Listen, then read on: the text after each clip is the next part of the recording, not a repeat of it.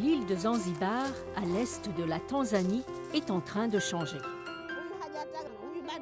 Il n'y a pas si longtemps, les femmes ne pouvaient pas se rassembler ou diriger des groupes, et encore moins payer pour l'éducation de leurs enfants et prendre des décisions importantes au sein de leur famille.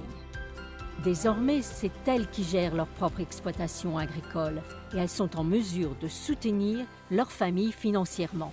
Ilikuwa zamani kila kitu namtegemea watoto, kulisha, pengine kuvisha, kila kitu, lakini sivyo sasa wanawake tumefikiria pahali tumebadilika. Yani 21 tu baba mboga nazo mie tayari ankipata mboga mie anakula. Kwa vile inakuwa tunasaidiana kimaisha na kuganga alo maisha duni tuliokuwa nayo.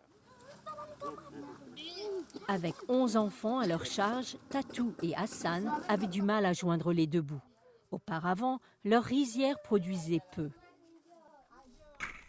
Mais Tatou, tout comme 22 000 autres agriculteurs de l'île, a suivi une formation à une ferme-école où elle a appris des techniques agricoles plus performantes. Il y a désormais près de 1200 établissements de formation agricole à Zanzibar, établis par le gouvernement avec le soutien du Fonds international de développement agricole, le FIDA. Chacun est spécialisé dans une certaine plante ou un certain animal.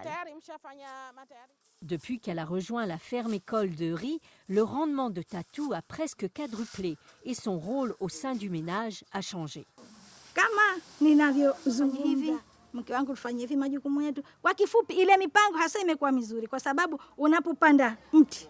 Les agriculteurs apprennent à ce qu'est l'égalité des sexes et quel rôle peuvent avoir les femmes au sein du ménage et de la communauté. It's important to promote gender equality or women empowerment because women are the one who are responsible with the family. Men, sometimes they have 2, 3 wives and sometimes they neglect one family. And some of the women are widows. So this helps women to be in front line and to upgrade their family and their children and to better their life. 2 tiers des étudiants de ces établissements sont des femmes. Il y a 8 ans, Zena Ali Saïd était l'une d'elles. Cette veuve a 7 enfants et était la seule à pouvoir assurer la survie de sa grande famille. Avant de suivre cette formation, ces 7 poules pondaient si peu d'œufs qu'elle n'arrivait pas à nourrir toute sa famille. Désormais, elle possède 200 poules et les œufs qu'elle produisent permettent de payer pour les frais de scolarité de ses enfants. Mimi kama mama, furaha yangu ni kubwa sana juu ya kuona watoto wangu najitahidi kuwasaidia katika masomo. Maintenant, Zeyana est elle-même professeure. Elle partage son savoir et ses compétences avec d'autres agriculteurs pour leur permettre de vaincre la pauvreté. Tatou est également allée au-delà de l'agriculture.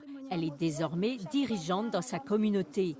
Elle a été élue au poste de secrétaire de son école. Tout comme Zeyana et Tatou, beaucoup de femmes diplômées deviennent dirigeantes des forums des agriculteurs locaux. Certaines occupent même des positions dans les organes décisionnels locaux et d'autres sont des activistes pour l'égalité des droits hommes-femmes. Chez elles, ces femmes apprennent à leurs filles qu'avec de l'éducation, elles pourront être maîtresses de leur propre avenir. Ce programme a été produit par Joanne Levitan pour les Nations Unies.